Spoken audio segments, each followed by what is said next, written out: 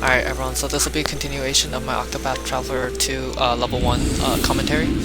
So where we left off, Mother was defeated, and right afterwards we come here to do the first joint path for Throne and Temenos. Basically it's just a coerce and then some cutscenes and such. Not that big a deal. I tested some different things for the course, like for example Hunter and also Arms Master. Arms Master I believe has the highest number of things you can hit at 6, but that requires you to have latent, and that's kind of annoying to like keep regenerating. So it was just, I found it more convenient to just use Warrior because a lot of the courses are weak to Sword. So it was just convenient for that, and also because the warrior class is on the way, and also useful for the bosses, like for some damage. I mentioned before that I don't honestly practice this category much, so you can see me doing some like inoptimal movement like there and such. But it's all fine, not that big a deal. I'm not really a competitive runner, so whatever. We do have to go through this path, and it is a little annoying because there's some enemies here, and we have to come back later as well, and then there's even more enemies, and they're stronger. But easy to clear with Catapult at least, and we move on. Temenos has both unerring equipment on, so he cannot miss his aggressive slashes, and the animation of aggressive slash I believe is also faster than say like Elemental Barrage or something. But because we don't have say boost start, we do have more issues like hitting the cap number of hits and such. So sometimes you'll see me do like a staff hit or something for extra damage. Yeah. And then for Arms Master, if you like could constantly get latent, then it would be optimal. But because that takes time to use the in or lychees or whatever, I think it's slower. Also, we want to just keep Arms Master on Throne because there's some enemies that we do fight, and it accelerates the battle if like we actually have an attacker on Arms Master. Also, Temenos' physical attack is just not that good, so we will have him do physical attacks later, but we don't want him to do like a ton of them if possible. So it's only if it's like mandatory. Anyways, we come back here, and this is a point in the game where I didn't actually know that this re-triggered Casty's prompt. So if I were to go back and reroute this, I would say maybe do Casty here or something, or in the first place do Throne or something. But it's fine. You just have to go here and beat up the boss, and the boss is actually a little tanky, but it's no issue when you have Glassies. So.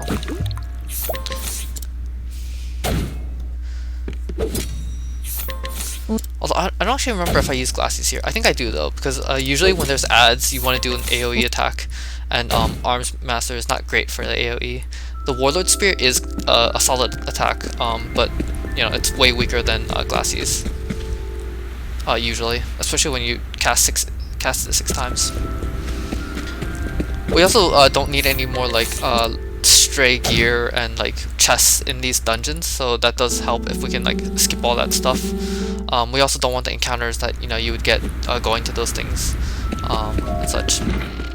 I think that it's probably more optimal to be walking in some of these maps and would allow me to skip encounters, but I was just a little too lazy honestly to test all those maps to that extent, because you'd have to like calculate the exact perfect position to like walk to and such. That's just annoying for me.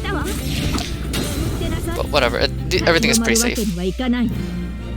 Oh, I've never actually really talked about mashing, but basically in speedruns for Octopath, if you can mash fast enough, you can end the closing screen early and exit like the battle menu a little faster. But I don't really do that because it just takes effort to like mash enough, and I also don't use turbo or anything. But whatever.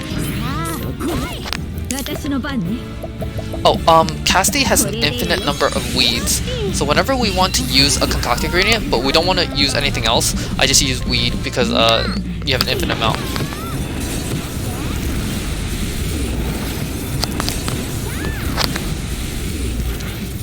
And that is actually relevant for like some I think at some points in the game, because like you want well, to like conserve resources and such, at least to some extent. Yeah. One thing that's really nice about Concoct is like the number of different things you can do. Like for example, I don't actually use it in this run, but you could like reduce speed on the enemy, and that would increase like crit chance, or you could like push them back in turn order or something, and that's all really helpful stuff. And then of course like Enfeebling Flower, like I showed earlier, extends deep status elements, and it's just nice. So this chapter is really interesting. There's a few chapters in this game where there's no like boss or anything, and you just have to go through story stuff. This one is one of those examples, and not only that, but the later dungeon that we go to for this chapter, it's like so small, and like there's so many like cutscenes and stuff that you can actually get through without an encounter. So that's quite nice. Encounters are generally like very slow. You want to just minimize them as much as possible. So that's why like you actually should like walk in more of these scenes possibly, but here we can usually reach the cutscene in time, and we do, so that's good.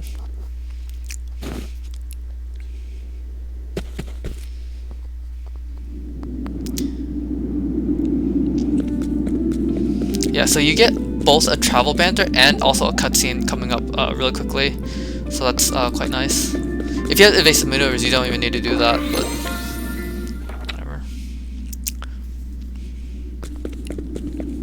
that's me going up because I don't know the path, but you just have to go right, and that's actually the whole entire chapter, which is quite nice. Unfortunately, I don't actually know the optimal party composition to like maximize travel banters, but I think that if you could increase the number of travel banters, that would also help save time. I assume that there's some combinations in chapters where there's more triggers and such, but that's in case anyone else ever wants to route this. I suspect I will not come back to this. Maybe one day, if I have a better computer and such. It is very annoying. I don't know if I mentioned this in the video so up to this point, but I recorded 5 hours of commentary for this speedrun already, and I lost the footage because my computer didn't have enough memory. So this is casting Ochet's cross path. It's not, you know, particularly difficult or anything. You just break the boss and then hastening hammer to defeat him.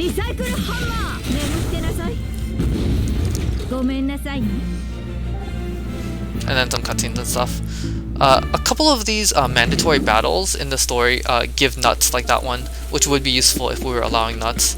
Unfortunately we're not, so that's unfortunate. So we can't use it, but that is a nice nut, the nourishing one. It gives HP, so.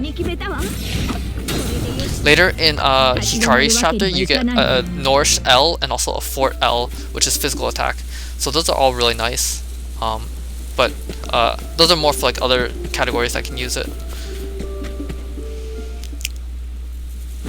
If I recall correctly, this is actually one of my favorite like cutscenes in the game, because Ochet is asked what the beast is thinking, and she's like, "Oh, it wants me to eat it. Eat me while I'm still delicious." And I always found that funny and cute. Okay, so now we can move on with Temenos' story, and we are basically going to try to clear his story now, and we have to go to his final town to do it. Now that we've cleared enough side chapters and such, the enemies outside of these tier 2 towns have upgraded. So that encounter you saw was not the same encounter that we usually saw outside of here earlier, but it's because we've cleared enough chapters and got enough chapter points that the enemies are stronger. And because of that, we do need a Cassie to defend and then boost to defeat it. Still not that big a deal or anything. Very safe. And something that's nice about Catapult or Inventor at least is that it doesn't use SP, so we don't have to menu that. So that's nice.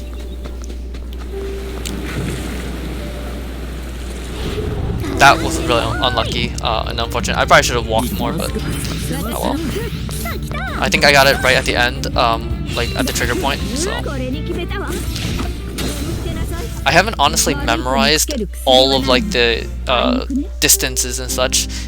When I was doing the run, I would basically count off in my head. If it's nighttime and you're running, you count off about 4 seconds, and then the encounter comes. If it's like if you're not running or you're just walking, it's like 6 seconds or something like that. Okay, so this is like the level 40-ish area, so now we start putting the enemies to sleep and running. And if we get an enemy that's immune to sleep, like say a Revenant, we're gonna give BP to Ochette and she's gonna nuke the encounter with Glassies. And that's just gonna be the standard go-to going forward for most of the chapters. Later we actually do drop Casti, and you'll see how I deal with the encounters then. But basically we do need like Casti to be taken out at some points. In Octopath speedruns, there's this idea of a core, where basically a core carry, like carries the entire team. For example, in Octopath 1, there was, for the Galdera category, there was Tressa and Therian was like the core carry, and you usually had either Ophelia or Cyrus be the other carry for like DPS or something. And then in this game, the 90% category, usually like Throne and Temenos, some combination of those two, and then possibly someone else. But usually like those two are like very important to keep because of their buffs and debuffs and such.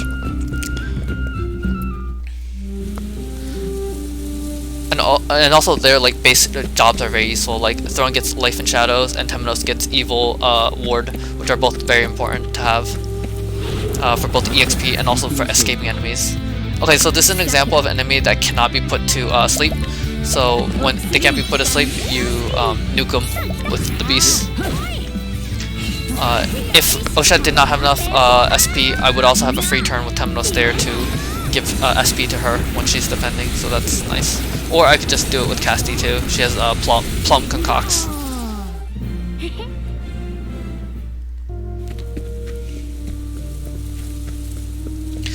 But yeah, so in this category at least, I would say that Ochette and Temenos will basically become the core like team. Right now we also have Casti as well, but eventually we do have to take Casti out, and Throne will be like the slot that rotates to other characters. You always want Temenos and Ochette because Temenos' defense down works really well with Glassies, but for example, Throne's attack up does not work with Glassies, so that's why.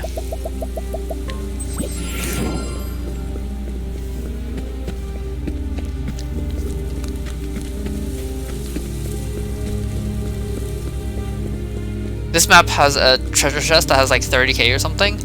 There's a couple of these chests in tier 4 level areas which give a lot of money, but because of getting an extra or even 2 extra encounters, it's just not good. So you want to just run away. It's also faster to run than to beat them up, you know, because the Glassies animations takes time, and even like if you just won normally, it takes time. I just talked to that guy because it puts the food that he gives you at the top of the menu, and you can use the heal right away.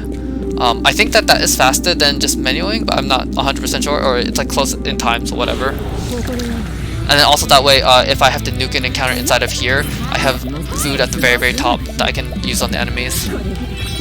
And that food that he gives you, it heals a decent amount of HP and SP, like 60 SP and like, you know, 1000 HP or something like that. So it's not bad. So you notice how like I run in the tier 2 and tier like 3 areas, but here I'm walking. That's because I was trying to minimize the number of concoct materials I had to use by not getting as many encounters. But I didn't really calculate this super well, so later I do end up having to get more concoct material. But right now I'm walking just so we have less encounters and less concoct materials used. It's really hard to like measure this stuff without putting a lot of time in, so. And like to be optimal is difficult. This is one of the bosses that I messed up in. Basically, when I was looking at notes, I didn't notice something I was supposed to click, and you'll notice that soon. Also, fun fact: Kalina's like sprite is different from her her image here. Like this one, she's like darker, but in her sprite, it's like light. I don't know why it's like that, but it's interesting, I would say. She's one of those bosses who has that 1 HP gate that I mentioned. So we want to use Forget Me Do. And here I was supposed to latent. So now I realize that I just lose. Or I don't lose, but like I think it's faster and easier to just wipe.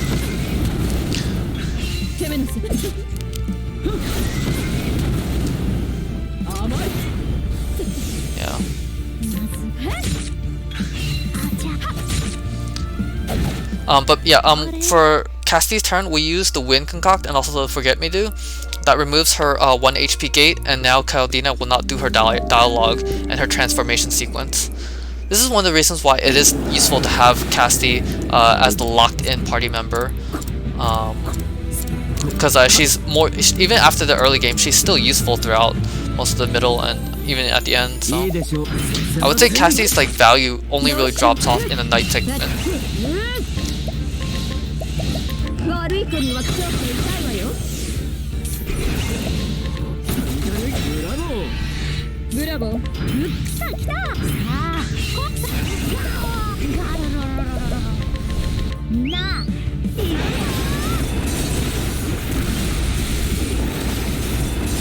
So yeah, after we've broken her, we just use Glassies, and that does a lot of damage. Caldina is actually a pretty chunky boss, but we do have Throne as backup for damage as well. So,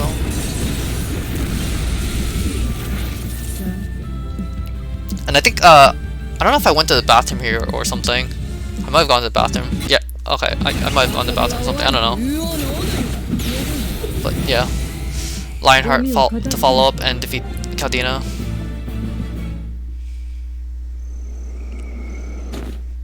Also, I did test all of like these ranges and other things just to make sure that like nothing was a range and like I don't miss anything. There's a couple battles where like the damage can get a little tight, but as far as I know, everything is guaranteed.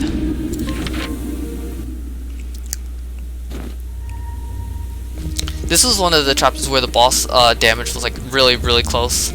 Also, I mentioned that I don't know where to go sometimes for some of these chapters. This is one of them. But yeah. Here it's more optimal to run because you're always gonna get the encounter, so you just run. I'm pretty sure that you cannot reach that bridge without getting this encounter, but whatever. And here I should have defended because they're stronger than usual, so.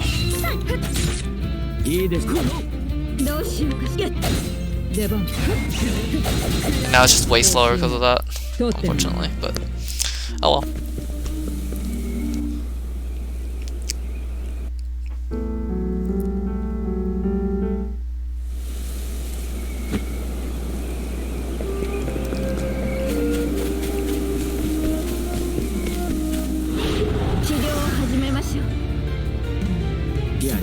So in my solo throne testing, that right monster, the weasel thing, is actually pretty strong and dangerous. That's the only reason why I should have known this and remembered it. But I also hadn't done that run in a while. In some of the maps, there's like one rare enemy or like one small rare encounter where like the enemy formation is like a little bit stronger. I mentioned this earlier when we went through the mountain pass to get to Stormhail, that there's like one Ape King enemy that's really strong. That weasel is an example here.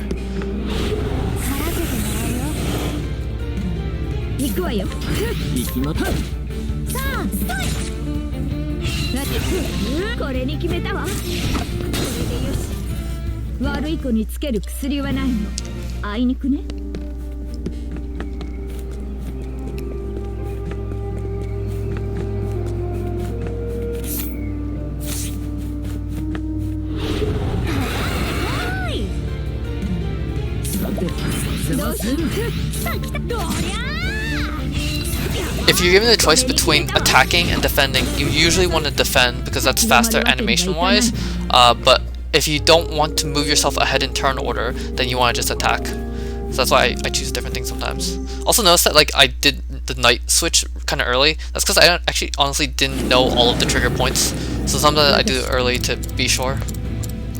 Alright, this is another boss who has the HP gate for the dialogue, so you have to use Forget Me Do as well. I believe I use it right away. And also Wind to chip his shields down so he doesn't take a turn.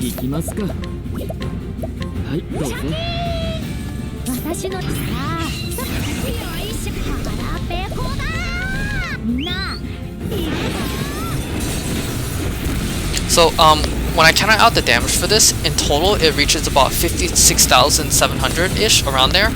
But this boss has 58,000 HP, but he is broken after all 6 Glassies hits. So, because he only has like 2k left, you have Throne do the chip damage to to finish him off. And she doesn't need to use a skill, just 3 axe hits with Lionheart Axe is enough. And defeats him. Each of these bosses is also giving us money that is actually important too. Like, we do want to buy some stuff. We're not done buying armor for our characters. We want to gear them up for V-Day at the very end. And then there's actually like some weapons I believe I buy. Like 1 or 2 maybe? I don't quite remember, but some, we buy some stuff, so you'll see that all soon. So now we do Throne Chapter 4. There's no like specific reasoning for the order I did some of these in. Sometimes I just picked it just cause. But yeah. So there's like a meme where like there's a rat here that can catch you if you're high level and like surprise you and such. For us, since we're level 1, if you didn't have Champion's Belt, that could actually happen. Like, you know, not unlikely for it to happen. That is. Damn! Look at Casty. What a monster.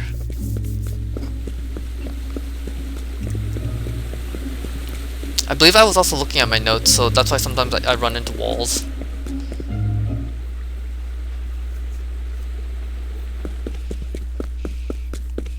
And of course, run on ladders. Sometimes I do rotate day and night. That's because sometimes when I enter a map, I don't want it to be nighttime. So if I get a chance to just rotate for free, I just do that just because you want as much daytime as possible to avoid and minimize encounters. Okay, these rhinos are very hard. Way back when I was routing, one of the ideas I initially had was I was just gonna nuke every encounter with catapult plus arms master, and that rhino was the reason why I stopped doing that, because even with like max hits on the rhino and stuff, those guys are really tanky and would survive, and then because they're low HP and go into critical mode, they go berserk and like they wiped my team from full. And after that I realized that I should just use Casty for consistency. Here I was running a little bit and I shouldn't have done that, because if you walk this entire map and time the travel banter sooner, you can skip this encounter. Not that big a deal, but it was just a mistake that I realized too late, because I was already running and then I realized. So, but it's fine. One encounter here and there is like not that big a deal. Way back when I was routing for this town, there was some stuff I used to do here. Like I would tavern Particio in, I would buy the forbidden elixir, I would get the red apple, and I even would bribe for the upgrades to get the bastard sword, which is an accuracy sword, and that was actually useful. But I kind of cut all of that. Aside from this reinforcing gem, I cut everything else. But and that's because it was just kind of slow to tavern them in and stuff, and then I decided to just get forbidden elixirs elsewhere later. But I think it might be worth to TPing back here near the end of the game with Particio and just picking up the elixir. At least that, I think. I don't think that the bribe's worth it anymore for the sword. But, yeah. Some of these turn orders are unfortunate. You want Casty to go first so that you can flee right away, but it's hard to help. Like, step ahead does not pay attention to speed at all. Speed does matter for normal turns, but for some reason the step ahead turn doesn't use that, or at least like it like neglect it bypasses like the speed check a lot. Like there's some speedrunners who tested this, and they noticed that step ahead turn order seemed just very random, but normal turn order is not random. So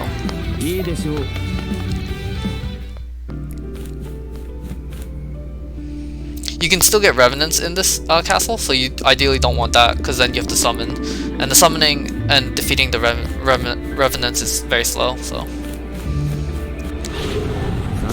and here we get it.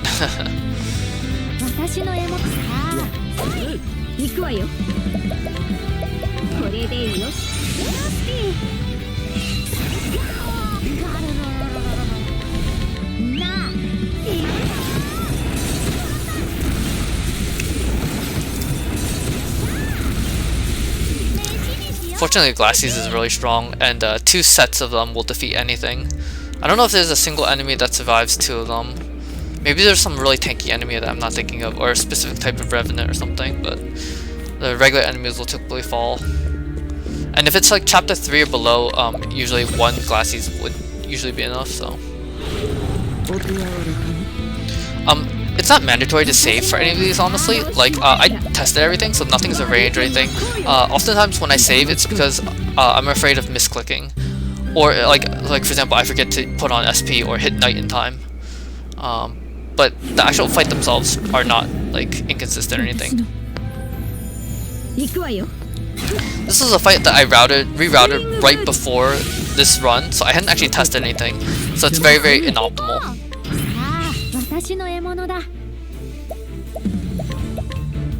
Yeah, this is pretty inoptimal, honestly.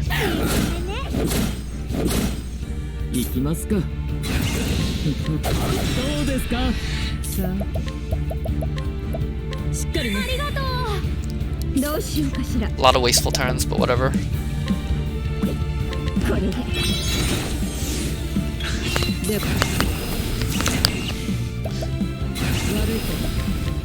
So given a choice, you do want to use Lionheart Axe because that reduces the number of Glacies cast that you might need.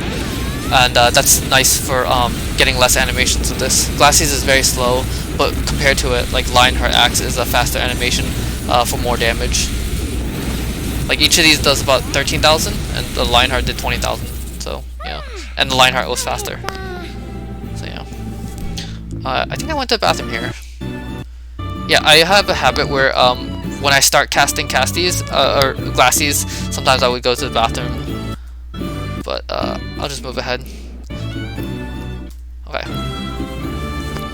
Also, side thing, the XP and the JP is still being tracked for my level 1 run.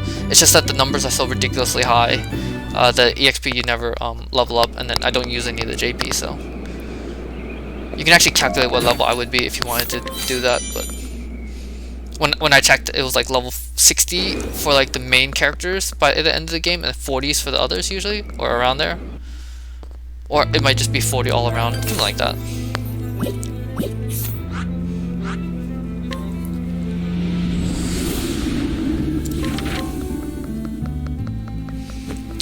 So this is the last cross path that we have to do for these two.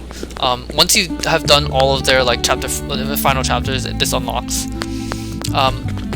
And we want to do this now because we do want a warp out of here, because you when you finish this section of the chapter, you're inside of this place, this map, and you want to leave the town, but that means that you want to warp away and then warp back in, because that's faster. So we warp to Casti's chapter and do that in the meantime. I mentioned earlier that we went to Sai, so that that cut off this chapter, but the tavern is really close to the entrance, so it's not that big a deal time loss wise. And I think here I just wanted to get some replacements items to make sure I didn't run out. But I don't know if that was the best choice. It probably wasn't, but whatever.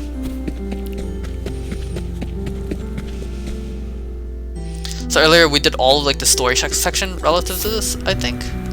Oh wait, okay. So here I remember this. I didn't click to start the tail in the tavern. So this is when I realized, and I got confused, and then I had to run back to the tavern to actually start it. Because I think that I like entered it and then I just exited the menu. Yeah. I don't even know how that happened. Like, I was pretty sure I clicked it, but whatever. It happens.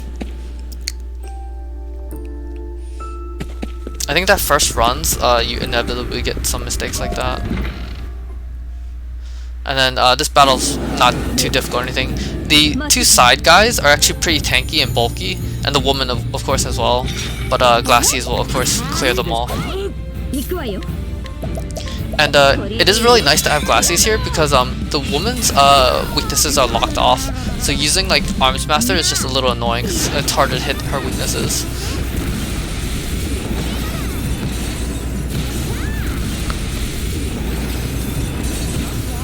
And you can tell she's bulky because she withstands 3 casts of it. A lot of other like chapter 2-ish enemies only withstand 2 casts.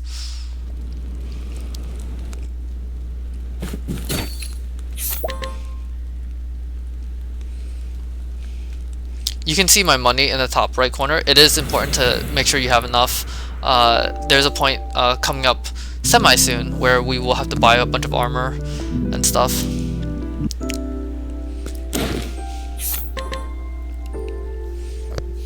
I don't remember if it's this chapter or another chapter, but one of these Cassidy chapters heals you, and that is actually relevant sometimes to like get your party at full HP without wasting time. So I mentioned we warped out of Conning Creek, and now we want to warp back in because there's a place we want to go to with the TNT pair.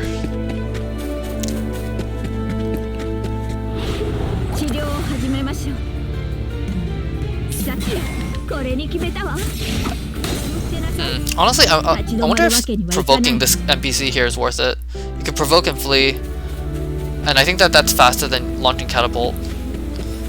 But it's probably pretty close because you might be able to walk more steps away. So.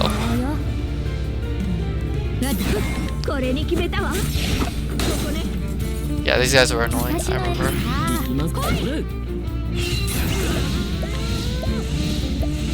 I think this is my only cast of this monster because I got the good turn order on V-Day. But I just needed some AoE to defeat them. Even if I didn't defeat them, they have a high chance of being confused, I believe, because of that monster. But either way, it's fine. To the right there is a lychee. I don't get it because it can get you an extra encounter. So it's also only a lychee S, and that's kind of slow. So. And after those last two penguins, I realized I had to start defending again. So just like the Trapuhobu map, the monsters here have upgraded as well, and they're more dangerous now. So you gotta defend to defeat them. This place is an interesting gimmick where basically like the left and right paths, if you want to light it up more or less, you have to like switch between night and day to like see more. Makes it a little annoying to navigate through if you don't know where you're going. But for us, as long as you know that you want to go to the right, it's not too difficult or anything.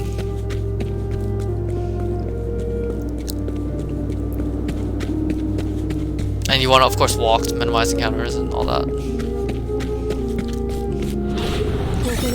In this game, they added a few different quests and stuff, and also side things that require the night and day mechanics.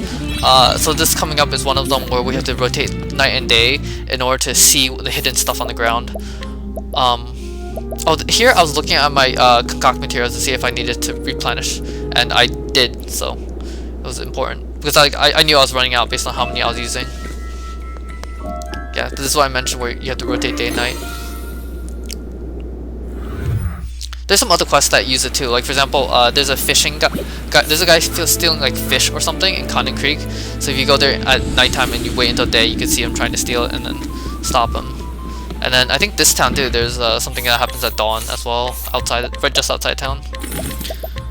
This is a little slow to like warp here specifically just to do this, but I was running low on concoct materials for sleep, and you don't want to run out of that. So I just came here to replenish. I was supposed to go to abandoned here, and then I misclicked, and then I realized I warped here instead.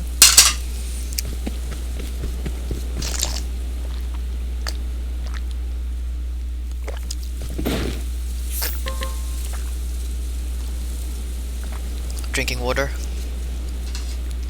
Okay, so at this point we have cleared all of Temenos and Throne's chapters, including their cross paths. So that means that we no longer need them. We don't mandatorily need them in our party. So we could like ditch Throne or something. We still want to keep Temenos because defense down works really well with Glassies and will reduce the number of Glassies cast and stuff. So we will keep Temenos. We're going to keep Cassidy because she's locked into our party, but also because concocts are still useful for putting enemies to sleep. But now we can discard Throne and pick up someone else to start clearing their chapters as well. Because we're soon going to be done Cassidy, and we've already done the other three characters in our party, so we need someone else. The fastest tavern that I could find to do this was actually in this town, in this chapter. So we take off all of Throne's gear because we're gonna move her Arms Master class to the other characters, and then we get Hikari into the party because he's the next character we want to do. This is kind of a relic of earlier things I was routing. And also we do not optimize him right away because we want to sell in the coming town, and we want to optimize him after we do the sell so that the right stuff goes on to him. So I mentioned this is a relic of earlier routing ideas where I did Hikari as soon as possible to get the BT blade and then catapult enemies. But now that I've like gone through the route and like I've actually done a run, I think it's actually more optimal to just do Agnia here. Agnia next, because Agnia will unlock the bodyguard vantage, and that gives accuracy, which is ironically more useful than the battle-tested sword for our purposes, as far as like a power upgrade. So if I got the choice, I would get that, especially since that bodyguard vantage actually helps with Hikari's chapters, and you'll notice Hikari hitting some damage ranges and other stuff, unfortunately. Something else I did was I routed out Star Splitter in this run, so because of that I don't hit some of the damage that I wanted to hit originally.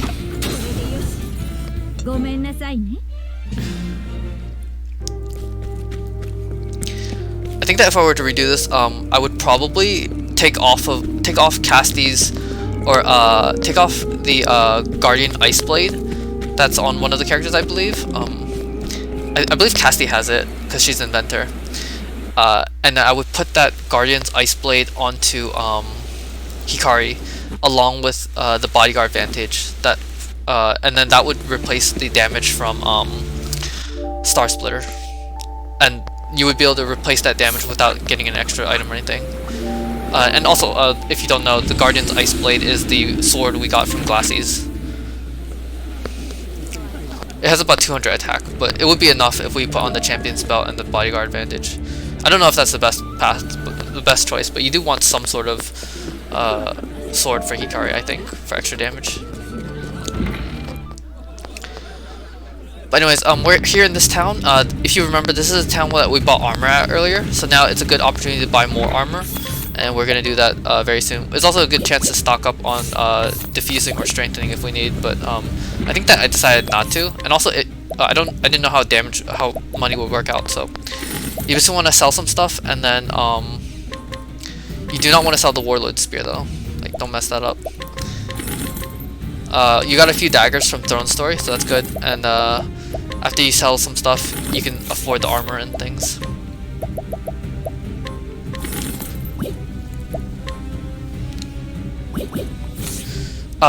You do need more empowering bracelets, but you can get those at the end of the game at the shop we go to for other HP gear, so you don't need them. And earlier I skipped out on picking up the Wind L, and I pick it up here because it's a little closer. And also, you do kind of want a L stone for the cross path of Casti and Oshet, so it's nice to guarantee that you'll have one here in case you use up the other ones. Although I didn't end up using the other one, so it's whatever.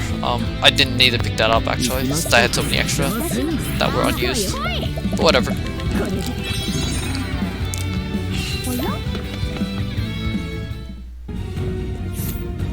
Yeah, I think here I realized that I forgot to put on armor and gear for Hikari. So Hikari has some challenges coming up, so you do want him to have some gear and weapons and such. And then I tested different things like Inventor, and then whether just you know, any of his skills could be used for anything. And I decided that Arms Master was just the best that he could use. Forgotten Hat gives SP, Unerring lets him not miss, Alpiones gives him the HP he needs to survive the challenges, because some are actually really strong. And then like the Arms Master gear just makes him a lot stronger. And also just useful in the fight.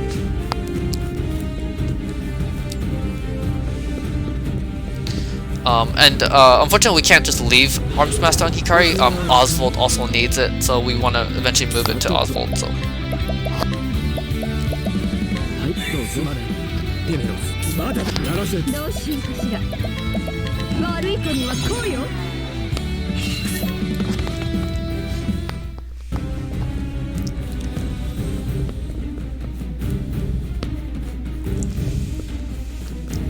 Arms Master is also just nice because you have access to all the weapons, so you can break everything, break any enemy with enough time.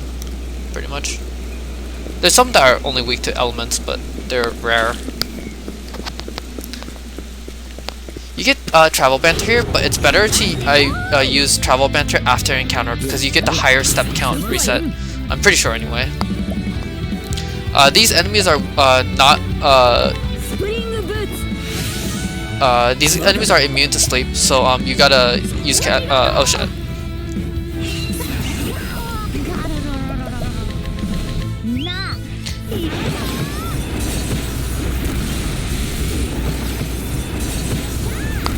Sentinels, Remnants, Revenants, and Guardians, like those, I believe are the main enemies that are immune to sleep. There's probably other ones, but those are the main ones I can think of. And now we get a much longer step count before we have to use travel banter to avoid encounters and so on.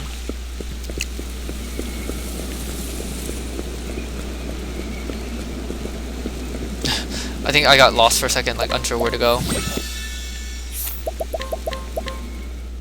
I do a save and quit here, I think, just because I know an encounter is coming up soon.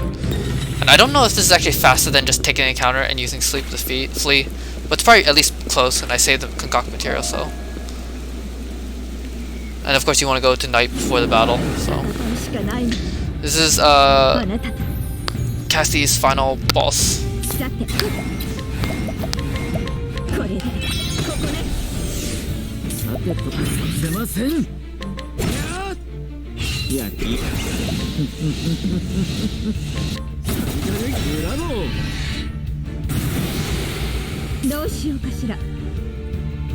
I think here I was reading my notes or something.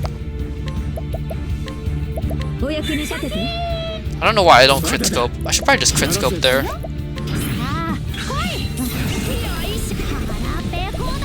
Oh well.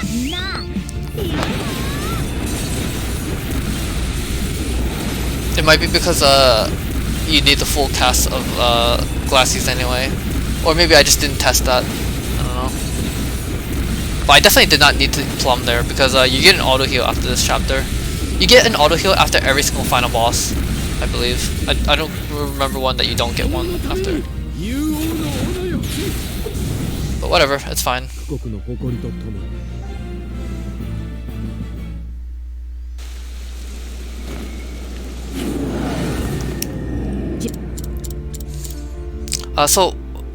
Random aside, but one of the things you use here is the Sky Balm, and that's also what you use to soothe Malaya.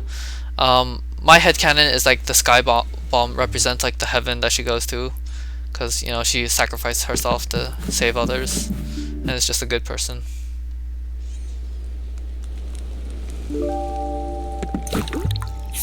Yeah, this Sky Balm is what I was thinking of, and it's one of the 5 ingredients that is used too.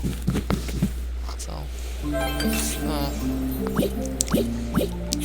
unfortunately, we never use Cassie's EX skill that she just unlocked, but it is what it is. There's a lot of skills that we unfortunately can't fully utilize, even if they're cool. But I do think that this run still uses different strats than normal, which is fun and interesting. I'm amused by myself like misclicking that many times, but okay.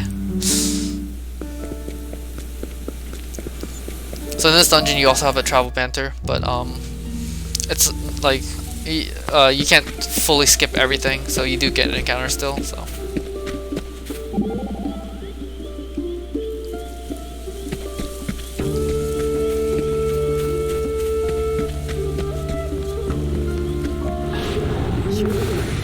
I think I went to nighttime because with the debuff, if Cassie went first, you can skip the you can skip defending, and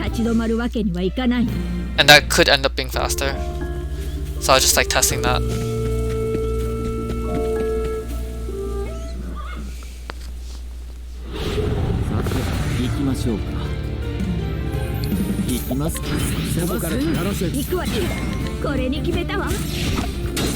I think I should have defended here or something. I don't know why I didn't.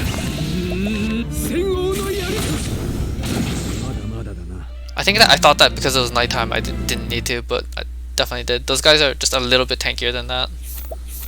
And because I have to use a plum here, which is very slow. But whatever.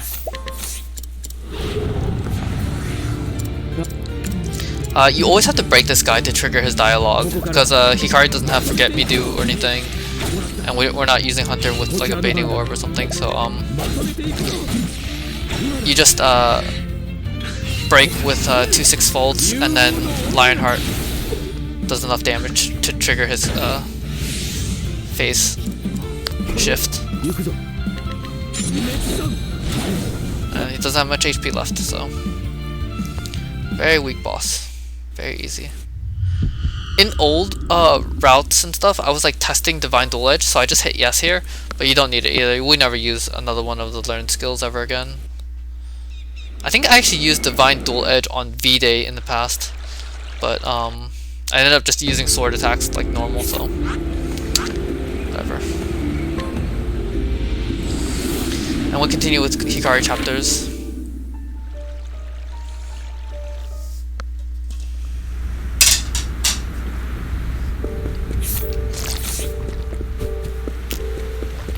So Stormhouse has access to unerring bracelets, and when I was like testing, I did try out like using more unerring bracelets and stuff, but you just don't actually need to hit that many things. If you have like a core cast of characters who can break enemies or like just defeat them outright, then you don't need anything more.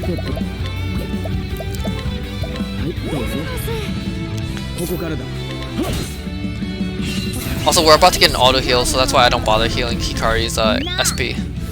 He has like a cutscene at night, and then like he heals up in bed. So, and we're spring booting Ochette, of course, because we want her at the front of the next turn, so that the enemies don't get turns. It might be better to have Ochette with step ahead here. Possibly, but that would need testing. So.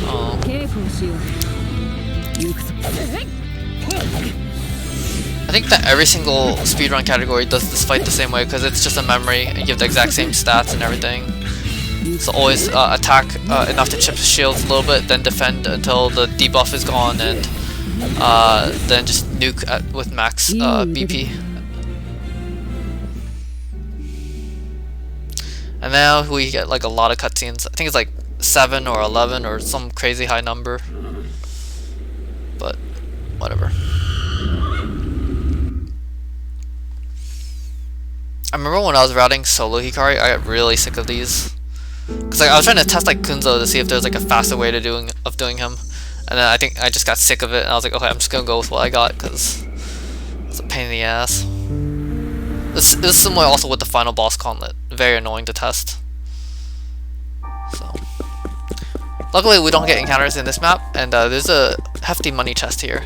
I also get this M stone, which I don't think I actually need, but I wasn't sure if I was like low or running out, and I wasn't paying close attention, so. And that's a money chest, which is nice. Although I don't honestly think I need it, but whatever. It's like free without an encounter chance, so that's nice.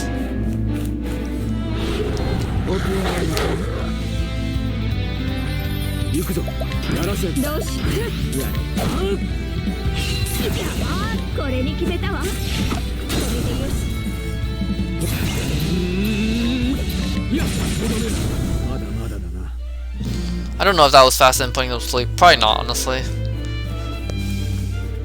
Probably should have just put him to sleep and fled, because I have a lot of excess material, but whatever.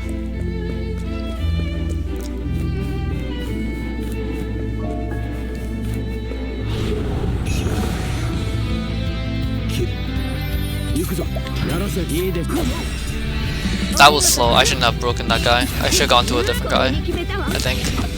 It's a little faster.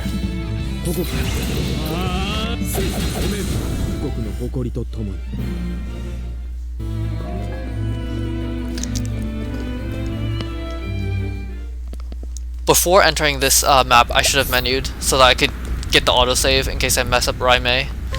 But oh well, I didn't mess her up, so that's good.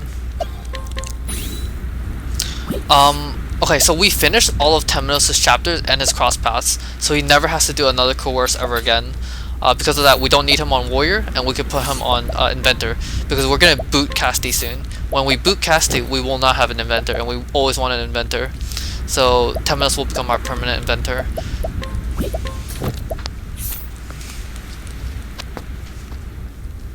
Yeah, I think that the Guardian's Ice Blade, I should just put that on Hikari, but whatever. Also, we want Temenos to have the crit scope here for bonus damage, I believe, or something like that. We need something here extra for efficiency's sake. I'm trying to remember what.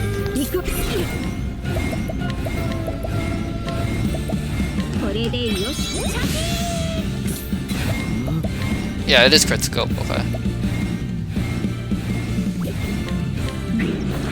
Yeah, Raimei does not go down if you do not crit scope her and do damage to her. And I think that is enough damage now.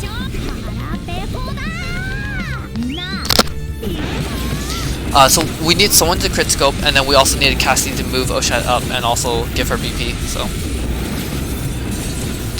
Also, you'll notice that like I've used up Blatant on most of my characters. That's because I'm planning to use the Int right before Hikari's final boss gauntlet. Yep, there we go.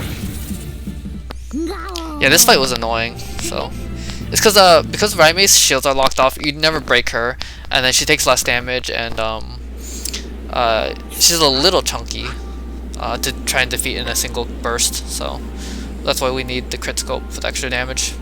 And Hikari's just not strong enough with his Ironheart. I tested that, and I don't think that did enough by itself. So, and now we could go to Ku, which is, I believe, the last town that we have not tagged.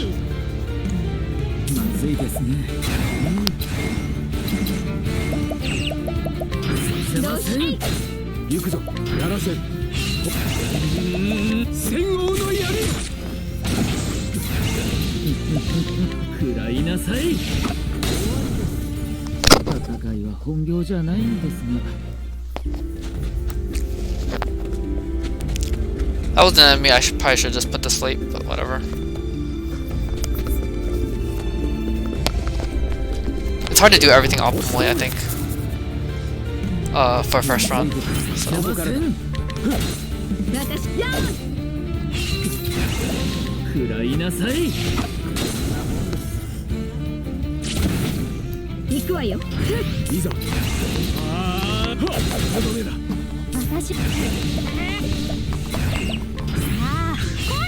Yeah, this is so slow, oh my god.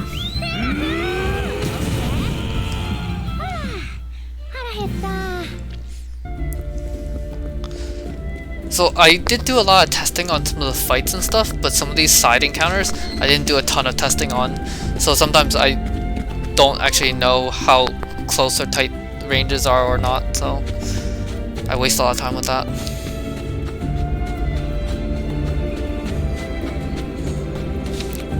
We're about to get an encounter, so we'll do a save and quit here as well. This is just like the save and quit right before Trosso, to make sure that we don't get an encounter, or to minimize the chances of it. You could possibly get an encounter before you reach the save point, in which case you just continue ahead. So. These enemies are extremely strong. I tested trying to like defeat these guys, and like a single guy would just wipe my entire party from full. Because at low HP they do that arrow attack that hits the whole party and hits a lot of times, and hits really hard, so just everyone would just go down. It was so bad. But if you could capture one of those things, that would be super helpful. They have like a really nice AoE bow attack that does a lot of hits, and that would be useful if we could guarantee capturing it. But because we can't guarantee it, I don't bother. It is also still weaker than Glassie's, of course.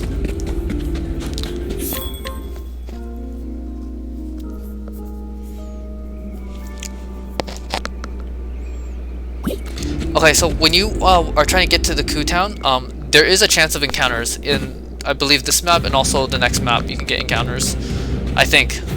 I know in the next map you definitely can. I'm not 100% sure of this map, but I think you can too. which is why I walk all of it. And I think it's actually really difficult to skip this encounter, I believe. So.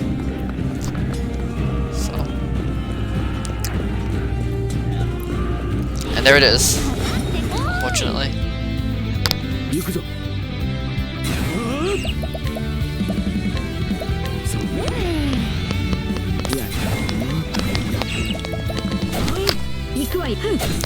I was about to spring boots Oshet, and then I realized she was already in the lead, so I just attacked.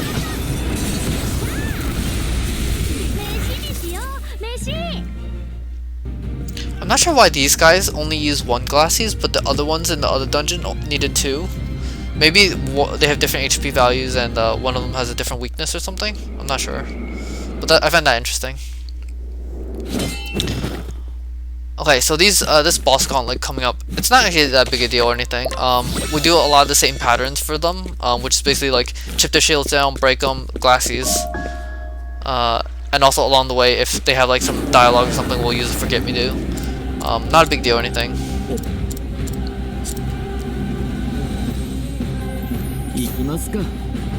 But I was like reading my notes during this, so you'll see me moving a little slowly.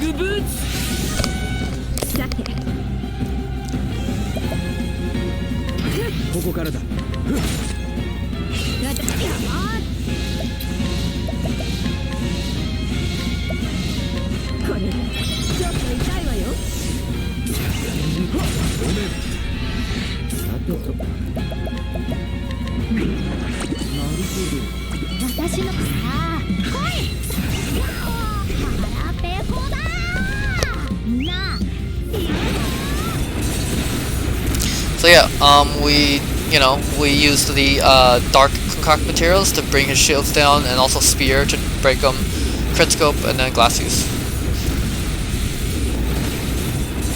Nothing fancy or anything about this fight.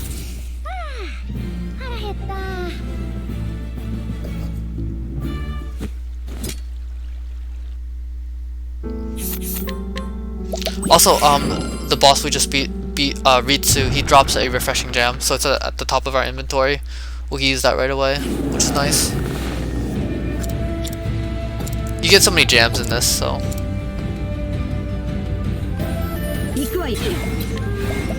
Just like before, we will use Concoct to chip some shields. And then we're gonna bring Hikari up because he's gonna break with Spear.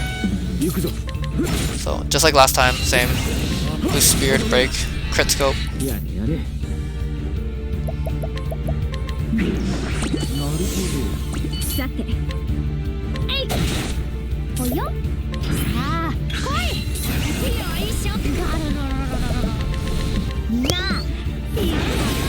And then Glacies, so yeah.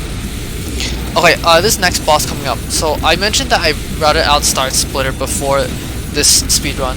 I used to get Star Splitter, and because of that, Hikari's damage was different, and he would be able to hit the damage threshold I need on the upcoming boss, but he no longer hits it, and I didn't know about that in this run, so I messed up that fight, and then it takes way longer. This is, I would say, possibly the most dangerous and most difficult fight, or not the most difficult, but the most dangerous fight in the entire speedrun, because Hikari's by himself. You do not have Oshet backing him up, and this enemy hits really hard, and also some of the turn order attacks are really annoying, especially when this enemy has Hyenka up. He's gonna get like 2 actions on Hikari, which both hit really hard, like 1,000 or 1,500 or something each, and that's really annoying. I used Lionheart there, actually, or Sixfold there, just to unlock more shields, because Lionheart does more damage. But right at this point, I realized that my damage was not right, and yeah, that was bad. But I do route in a rejuvenating gem specifically for this fight.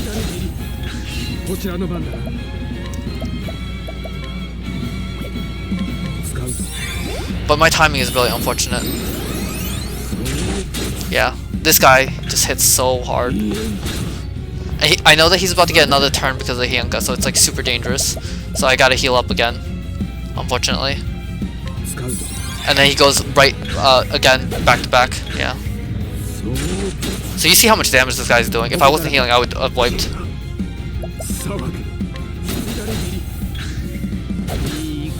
And then this enfeebling edge is just horrible timing, because now I cannot just break him and defeat him, because I won't do enough damage. I attack down. So you see how just everything compounded when I didn't hit the damage thresholds I needed. Here I was debating using Hyenka, I believe, and I chose to go for it because you can do enough damage with this, I believe.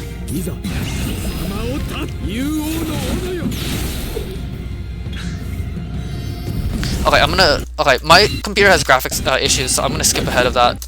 But basically, yeah, you don't want this. Sorry, I probably should have warned about that. In the original speedrun, I do warn that my computer has graphics issues. The speedrunner Zazu has run into this issue too, and then Fura as well, unfortunately, and we don't know why. And also other random casual players as well. Here the enemy's about to attack me, and I know it's really hit strong, so that's why I heal up, and I want to make sure that I defeat him.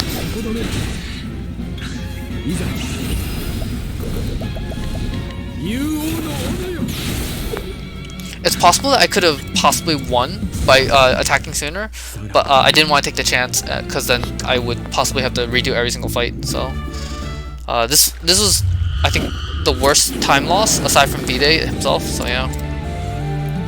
Well, this enemy has a lot of shields and a lot of HP, so we can't just use one Glassie's cast. We have to use two.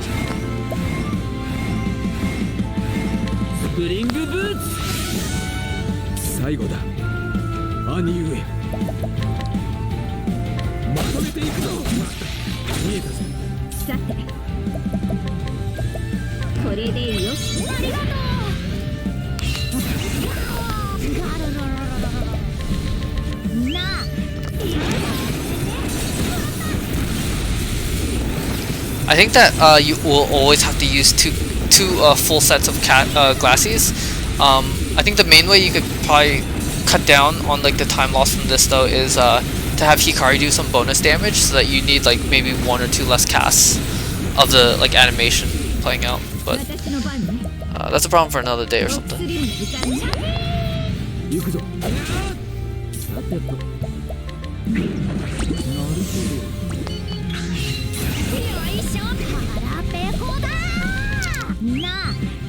And crit scope is really nice as a nice damage buff, so Mentor is a super useful class.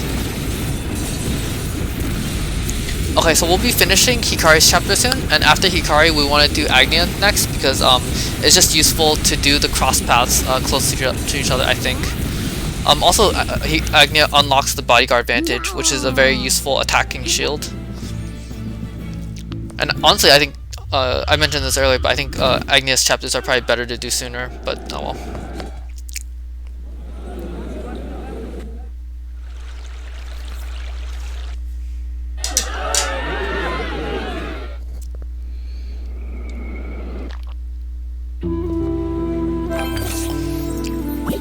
By finishing Hikari's story, we unlocked the battle-tested blade, but when I was like testing this and such, I couldn't find like a convenient time to go pick it up, and we actually did not actually need its damage as far as I could tell on anything. Like, it didn't accelerate any fights from my testing, so I decided to actually end up delaying it, which is another reason why Hikari is just not that useful to do sooner. But oh well. So you remember earlier I mentioned that I was supposed to trigger the cutscene in the bar and I didn't. So here I realized something was wrong, and I probably didn't trigger the cutscene, so I went to trigger it here, and that's a big time loss. Well, it's not a huge time loss, but it's annoying. You could see how like I went to the theater and like was like confused and like trying to trigger the cutscene. So, but it's not like, you know, a huge deal. Stuff like this happens. As I watch this speedrun, I do get annoyed at some of the mistakes I make, but oh well.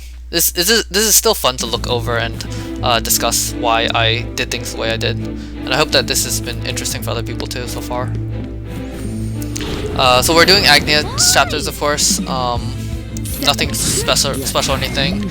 Because we don't have Hikari in the party, we have one less step ahead user, but with Temenos we can still just defeat anyone because of his setup.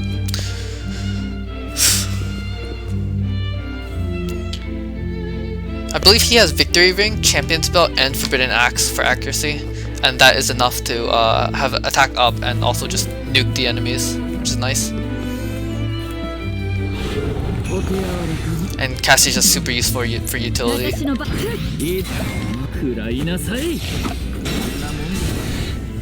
This is one of the lowest level story dungeons, I believe. I don't know if it's the lowest, but definitely one of the lowest amongst like the non-chapter ones. So that's easy to defeat the enemies here.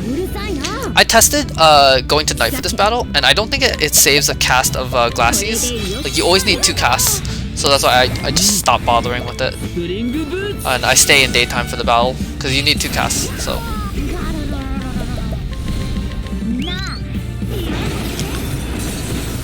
Very simple boss.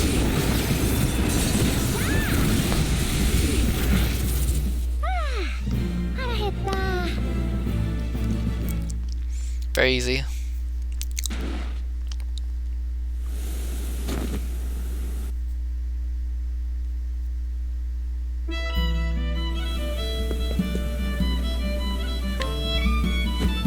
It doesn't really matter what you select for Agnia's decisions.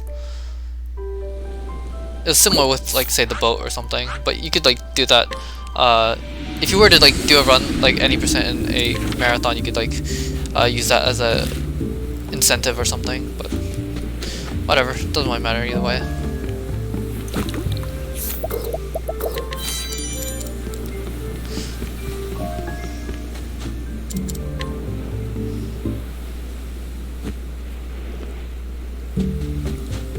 This is one of those chapters where it's all story, and there's not really any battling or anything, so there's not like a ton to say. We don't do anything special on the side or anything. Temnos and Casti are useful for their battle abilities, like Concoct and like Defense Down, and also breaking any shields and such, but their path actions are not super useful for a level 1 run. Casti's Inquire means that you basically are never gonna get information from anyone useful, and then Temnos's guide is also similar because it's also level based, and then Coerce takes a very long time for getting information, and then Soothe is actually useful and quite nice, but there's not a ton of people you want to soothe.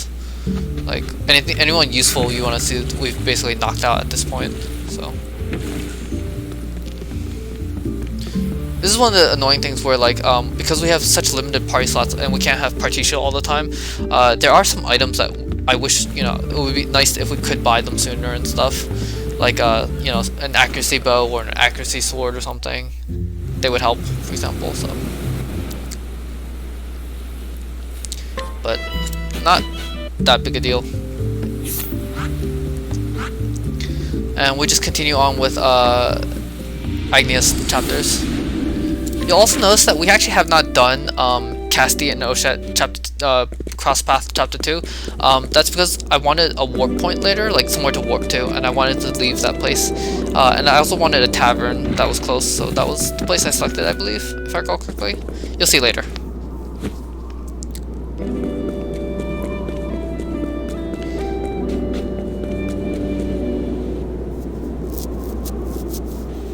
Here I wonder if it's better actually to warp out and then warp back in, but it's also pretty close, so I don't know if it makes that big a deal.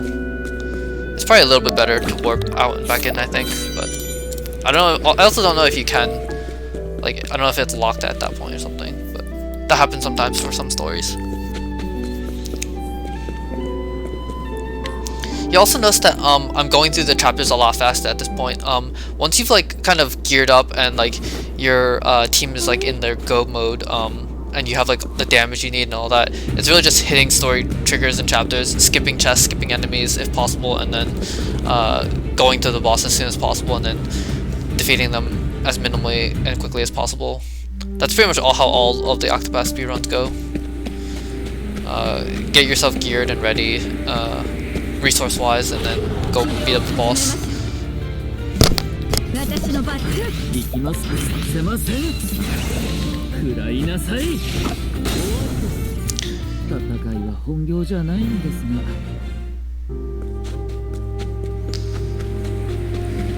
So yeah, I think it was maps like this where basically like if you had the BT blade, at most you would save like skipping the defend or something, which is not that big a deal, I think.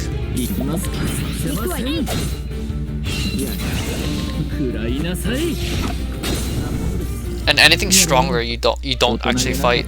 Like if it's a tier 4 town, we're never gonna try and defeat it. We're just gonna put it to sleep and run.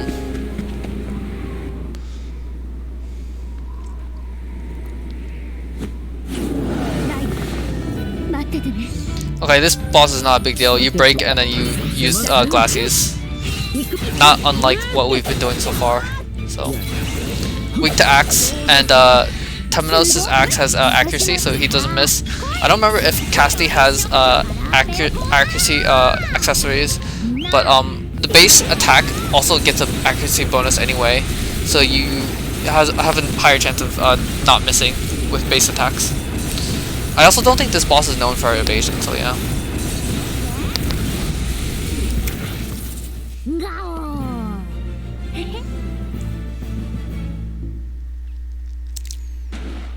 And now we can do the final chapter of Agnia, which you can tell has just gone overall a lot faster.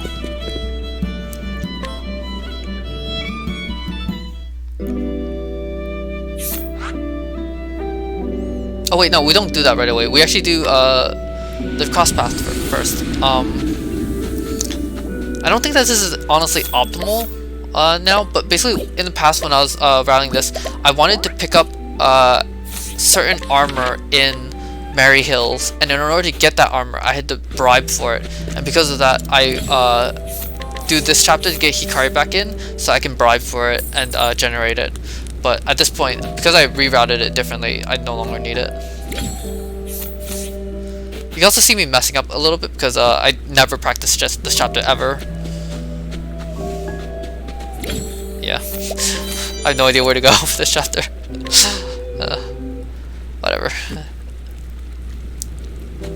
And here, I thought going to go to the cliff, I had to go to the right here, and then I realized I had to go down because I never actually like stay in this town or anything. So I was amused by my mistake.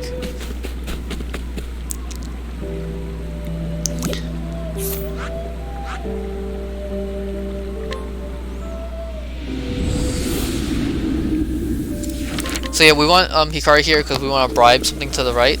We honestly could just I think not bother and just come back later. Would probably be better, but no.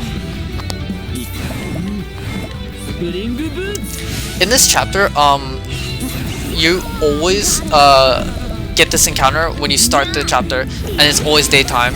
So you can't really beat it with Temenos and Hikari because these guys are really bulky, and it's better to just cast glassies with provoke beasts instead. I think I'll finish off this chapter and then I'll pause the commentary again for the next video, because if I do too much, also this is the guy with the bribe, if I do too much my computer will possibly run out of memory again, so just FYI, I'll cut off again at the end of this chapter. I probably shouldn't have hit the day switch there, because it generated that NPC which blocked my path, but I didn't know, so. Sometimes, if you know where NPCs are, you can actually manipulate that, like time your night and day to skip walking past enemies and minimize your movement, but that's like, yeah, one of the optimizations that you could do, but not a ton of players will like memorize where things are. We want that necklace, very useful, 1000 HP. There's one more in the game, but we don't bother picking it up because it's at 10% screwed. But I used to get it in testing. Okay, so this is a mistake I made. I should have healed Oshet's SP, and I wasn't paying attention to it. But Oshet needs SP, and does not have it. I also did not hit Travel Banter in time. So here I realize, oh snap, I don't have the SP, and I also don't have enough like turn order economy, so. Yeah, see, I can give her SP or I can give her Plum, but unless I use a Revitalizing Gem, I can't do both at the same time, so. Honestly, I should have just used a Revitalizing Gem, probably, but. Yeah, this is the worst thing I could do, because I do critical damage to these guys, and then they go berserk and do a crap ton of damage to me. They do that with critical HP. Yep.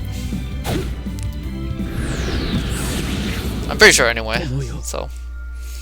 This is one of the issues with not having Casti, so.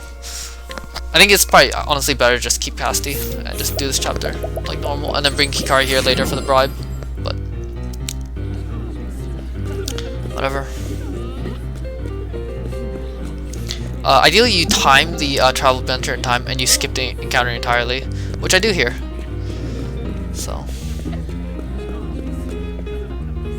you're still not safe even after this cutscene. You want to reach the podium as soon as possible.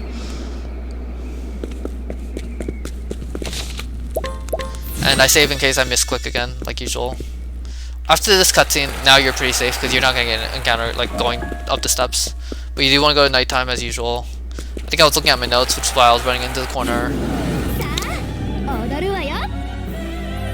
If I recall correctly, Odoru means to dance. Just random fun fact. We use 6 volt to take off 3 shields, and then 6 volt's actually a little slow. Or maybe not, huh? I thought that I didn't use 6 volt again, but I guess I do. Okay.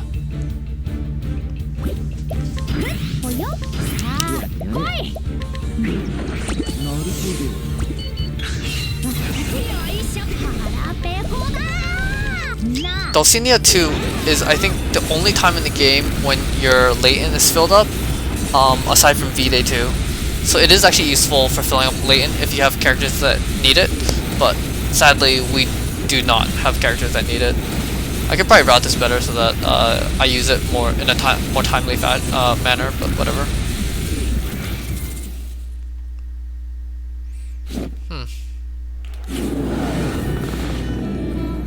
But you do get a full heal and full latent, so sadly it's not useful because we already had it. So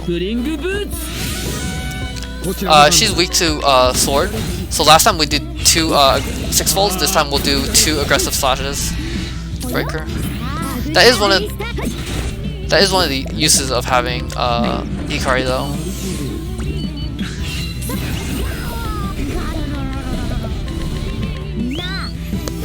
And now that she's broken and has defense down and crit on scope on her, we can just nuke with glassies.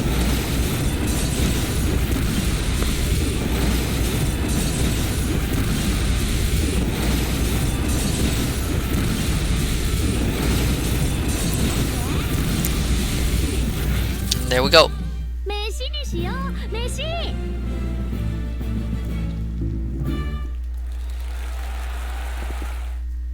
Yeah, sadly, once you have Champion's Belt and like step ahead, everything is just kind of simple and easy, especially after you get Provoked Beast. Okay, so now that we have cleared Agnia's chapters, we've unlocked her NPC's quest lines. So in New Destal now, Veronica will spawn, and if you talk to her, information inside will spawn, and we want to go bribe that information out, and then come back with that information for Dulcinea. Basically, she wants to get a gift for for Veronica. Veronica wants to get a gift for Dulcinea, and we come here to ask what Dulcinea likes, and that will get us the attacking shield, the bodyguard vantage, which is very useful. It gives attack, critical, and accuracy, which is very useful. And with bribe, we get it right away without doing any annoying scroots or coercers or anything. And the money's cheap. Like we have so much dough, so it's all good. Okay, I'm gonna stop the video here, and we'll continue off from next time. All right.